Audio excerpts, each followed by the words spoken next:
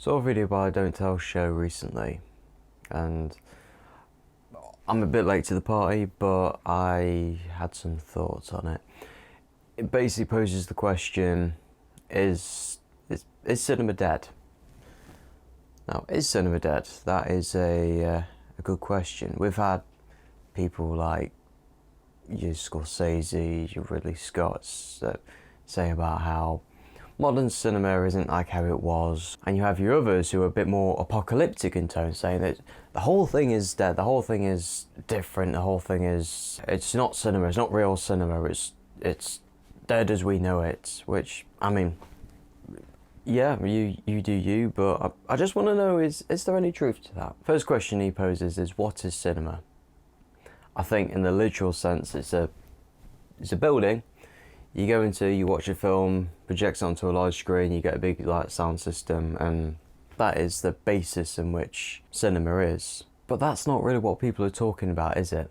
People are talking more about the experiences in those buildings rather than the building itself. Okay, so the experience of having a good story told to you that stimulates you visually and audibly.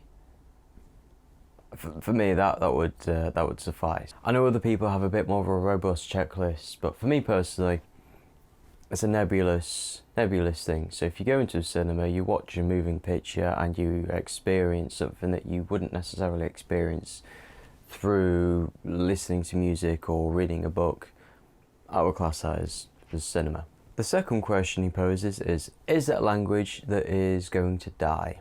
Personally, I don't think it's going to die anytime soon.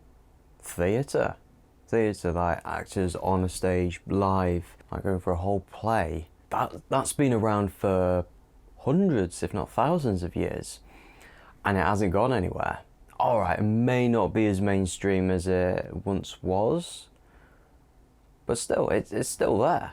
Even if ticket prices at cinemas go sky high and majority of people can't go on the regular at least and can only save up for once a year maybe, it still won't be dead.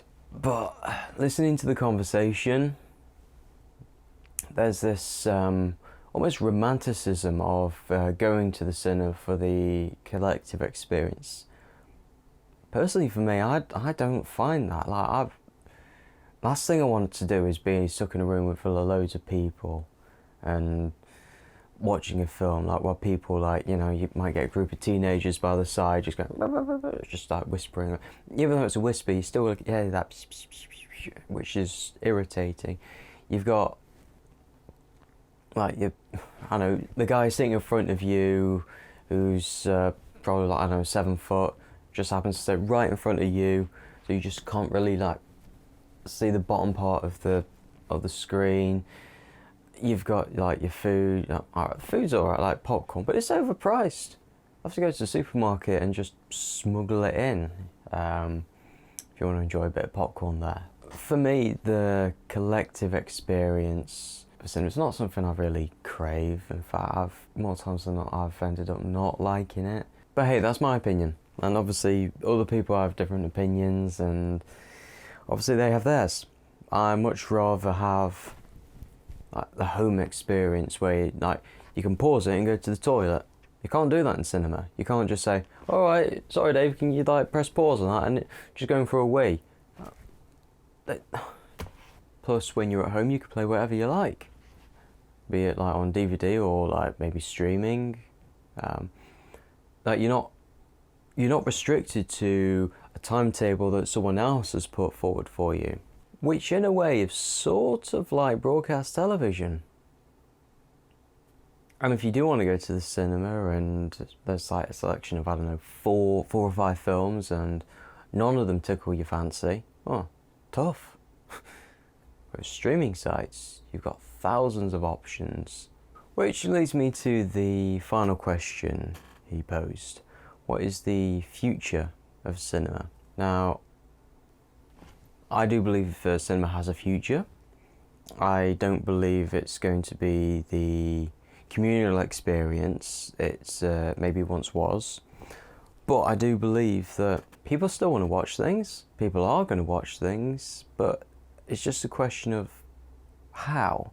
The audiences who are brought up on these fucking cell phones do not want to ever be taught anything.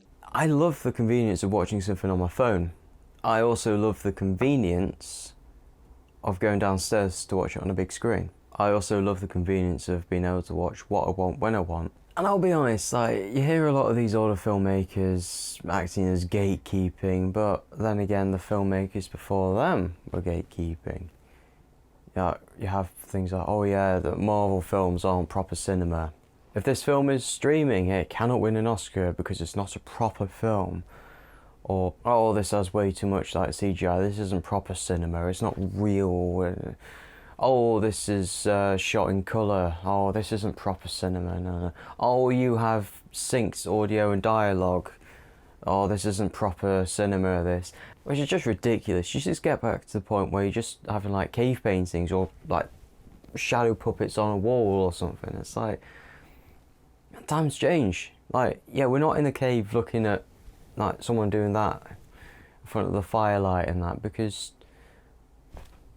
it's changed, and I think it's going to change with it. You'll always get naysayers, and eventually they'll get proven wrong when the whole world just moves on. So those are my thoughts and ramblings on cinema in general. Now, if you haven't done so already, I would check out Don't Tell Show, because they put out a lot of stuff, be it reviews of films or like thoughts on various aspects of film itself. So yeah, we'll definitely check that out if you're interested in that. And yeah, if you've liked my ramblings, then please like and subscribe, and I'll see you later.